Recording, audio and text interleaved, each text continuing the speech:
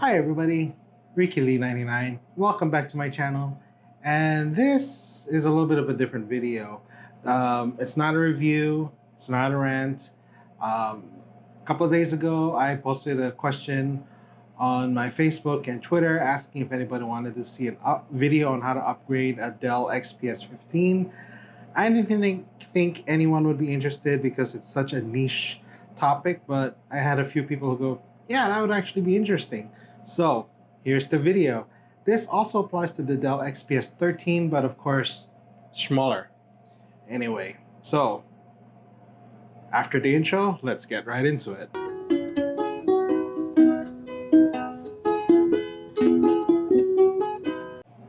So what we will be installing in the computer is a new NVMe SSD. This is the Intel SSD 6.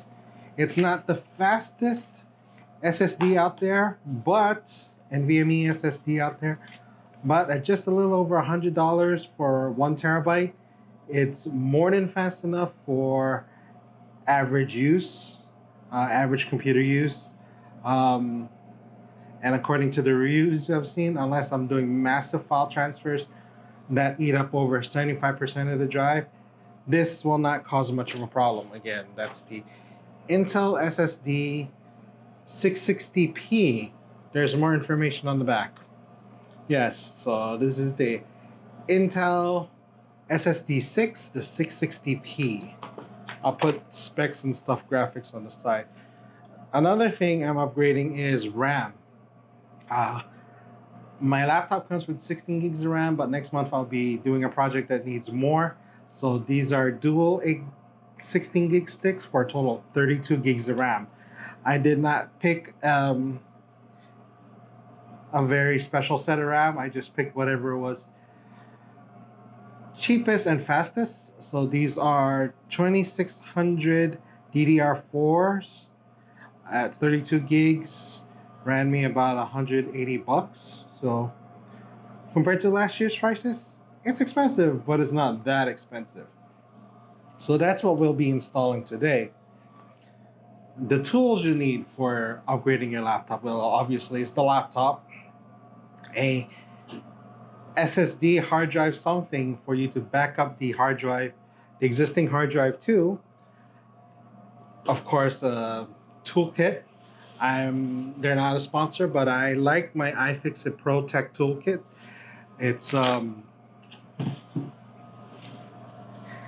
It's got 64 bits, does everything I need, and it even has a tray for screws. Very convenient. Very nice toolkit. In fact, you can see all the stuff it comes with here. It's a really nice toolkit. I'll put a link for where you can buy this, but you know what? I don't have an Amazon affiliate link. Apparently, I applied for one a long time ago, didn't make enough money, and they kicked me out of the program. Now I can't get back into the program, so I don't know what to do.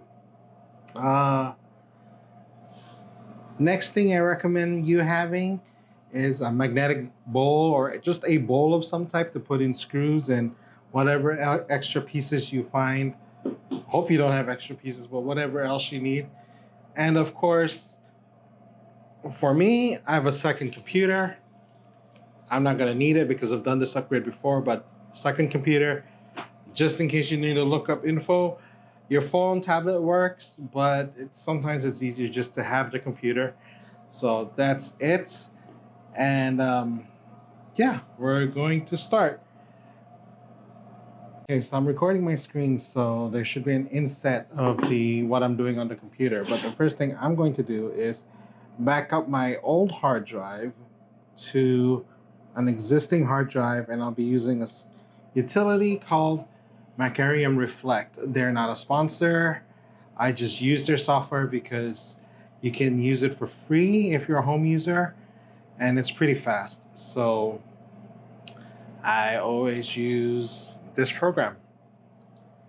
So first thing, once the program is open, you hit image this disk, select the disk, and then of course select the destination, which in this case is this external hard disk. And I'm just gonna put back, and For me, a good practice is to name the folder backup with today's date. That way, I will be able to find this hard drive when I need it. Blah, blah, blah, blah, blah, blah. Hit finish. And let it run. That's what it's doing.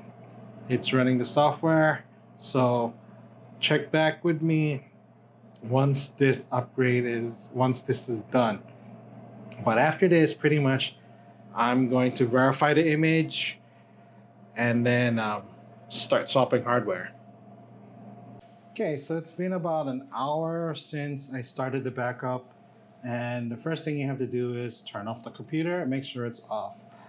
Yes, I look stupid with the GoPro on my head, but I figure it's the easiest way for me to make sure you can see what I'm doing. And you have to excuse the weed whacking that's going on outside. Bit of a scheduling issue with everything. But anyway, here we go. So the computer is off. Not plugged in. Flip the computer over. And if you're in a dry environment, I would recommend using let's just do it, but I'm not grounded to anything.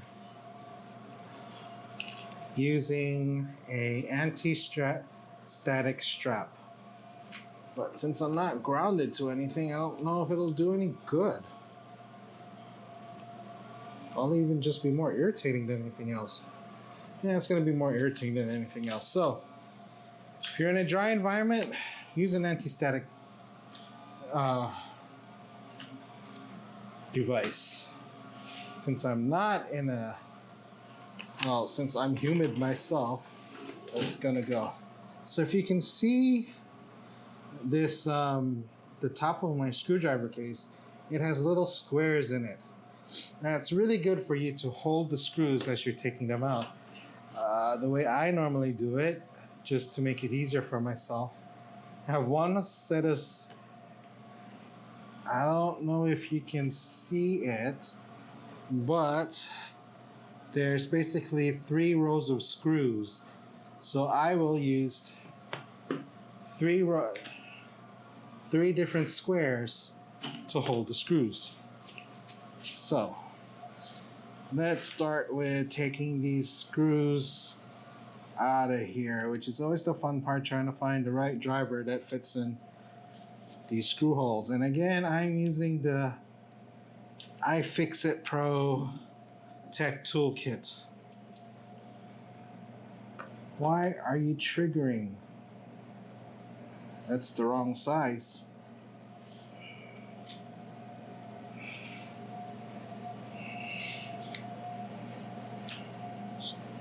Are you the right size? This is always the experiment, trying to find the right size star bits. Dell, why couldn't you just use regular screws? Not that size. It's this size. Ah, there we go. Okay.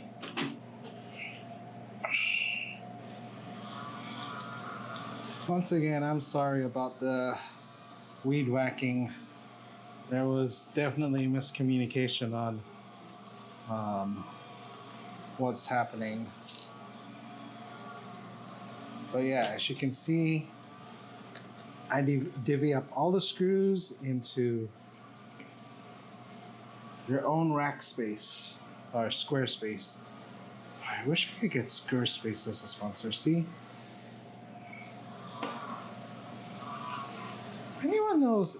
If anyone knows how to get Squarespace to be a sponsor, I would love that.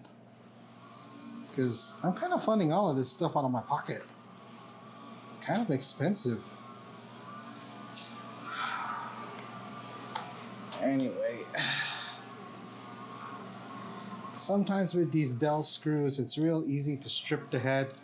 So you have to be careful. You have to apply just the right amount of pressure. to break the Loctite so that you can take the thing off.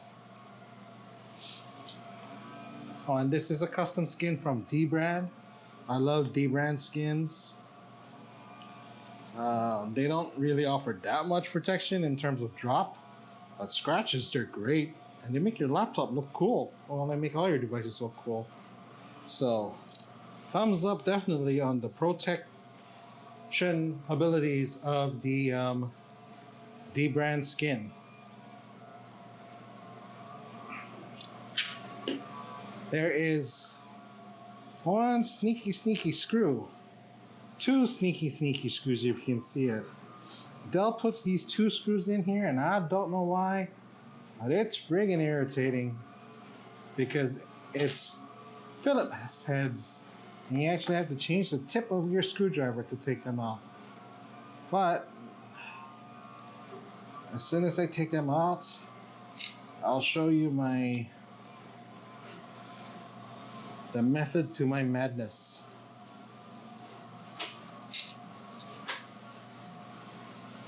So if you can see, I've been putting the screws into their own squares, tops on the top, middle, and bottom. That's how that goes. Now for the scary part about taking apart your laptop or XPS.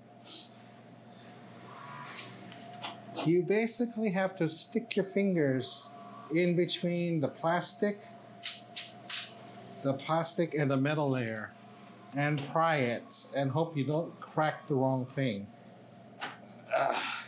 But it should come away pretty easily. And there you go.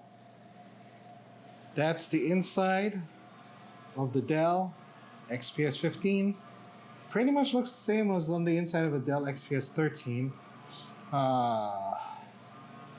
Under here is the CPU. And wait, no. Well, one's the CPU, one's the NVIDIA graphics chip, GPU. That's the Wi-Fi and Bluetooth card. These are your RAM modules.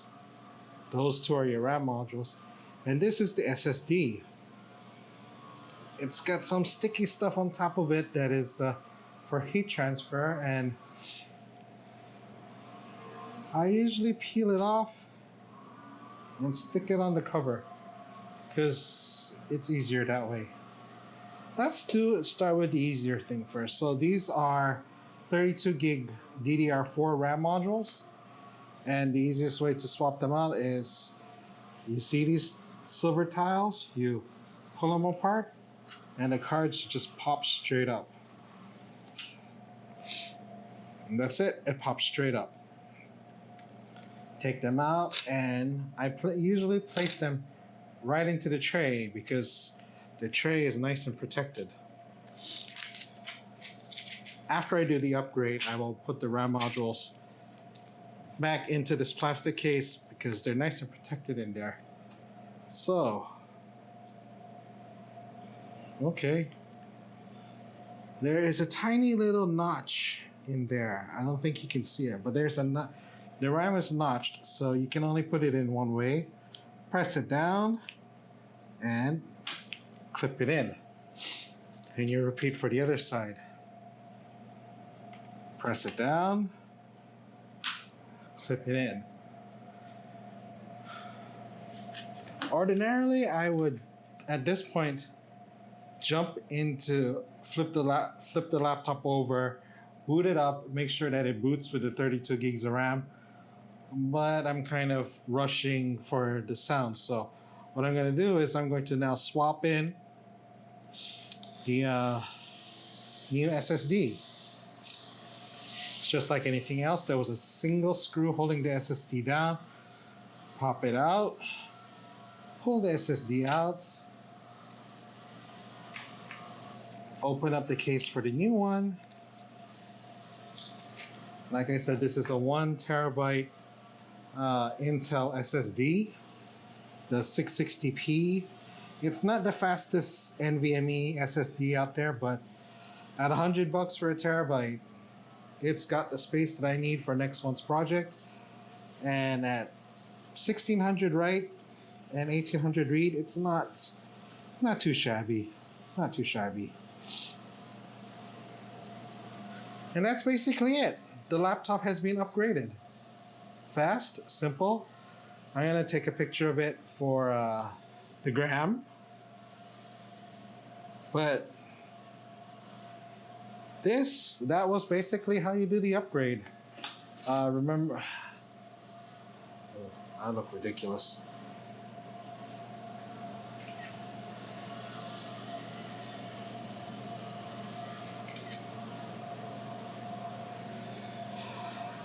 The thing to remember is when you turn your computer back on, it will not have an operating system on it. It's going to be bare. That's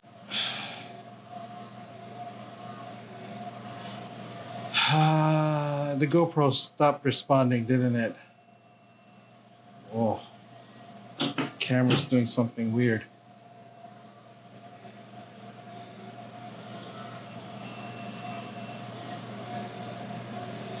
It's not working anymore. Anyway, you put the heat pad back on. She don't want to record no more, Captain. Anyway, it was reverse of what we did. You put the heat pad back on, make sure the screws all screwed down. I'm taking it off. I don't know what's going on. She's either overheating or I don't know, she's blinking all funny.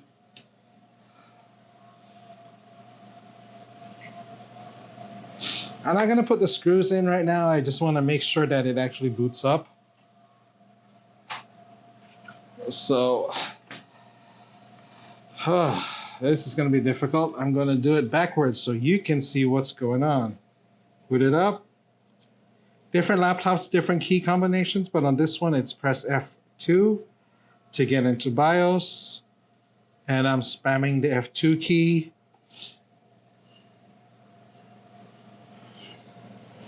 I can't see what's going on. The first time you boot, it might take a while because it has to test all 32 gigs, whatever new memory size that you've added. Oh, there you go. Dell Diagnostics. The amount of system memory has changed. I know, I did that.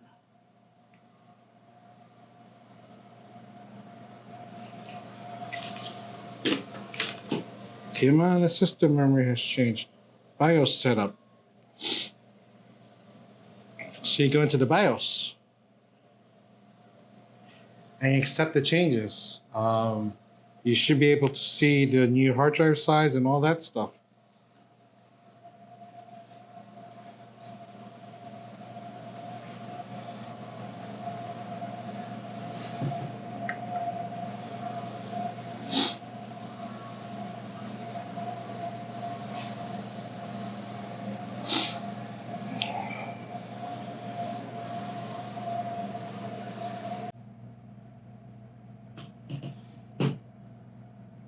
Okay, so we booted up the RAM. It's got it says it's got 32 gigs installed, dual 16 gigs, and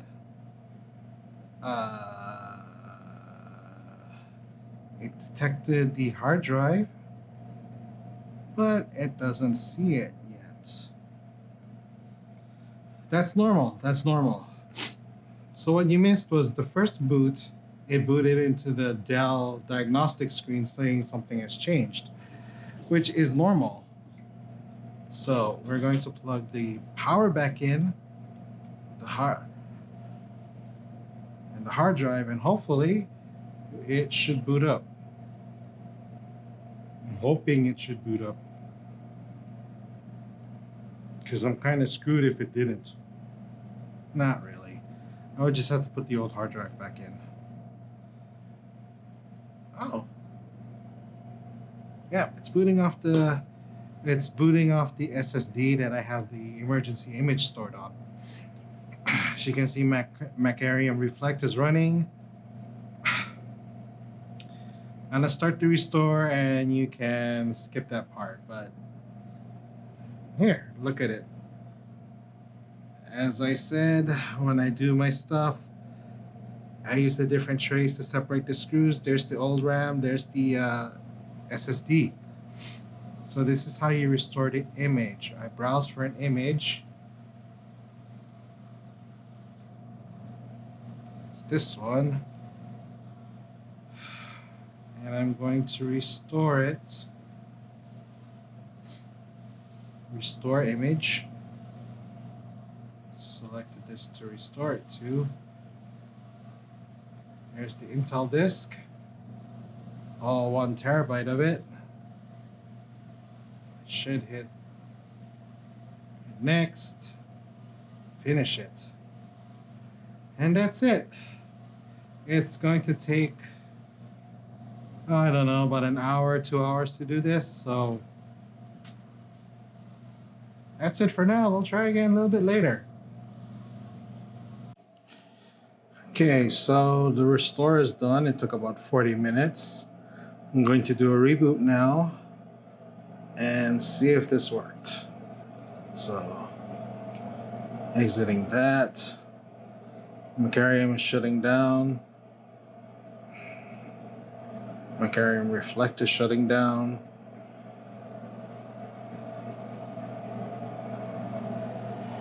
Go back into the BIOS. Make sure the right thing's set to boot up. Let's see, it's wrong sequence.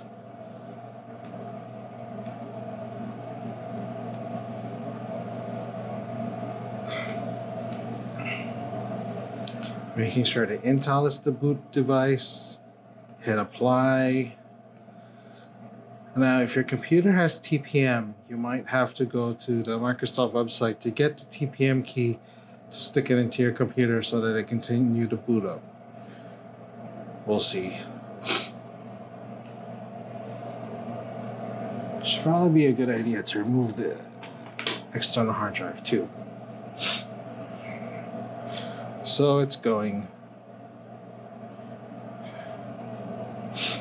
Oh, I just realized I'm almost out of battery.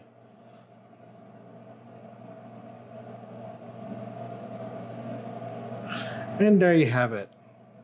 Fingerprint on. As you can see, I can log in. Everything's great. There's 32 gigs of RAM in here.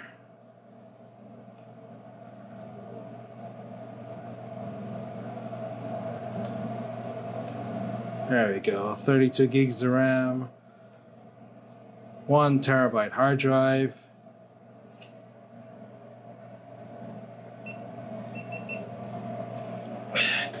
Anyway, I hope you found that video useful.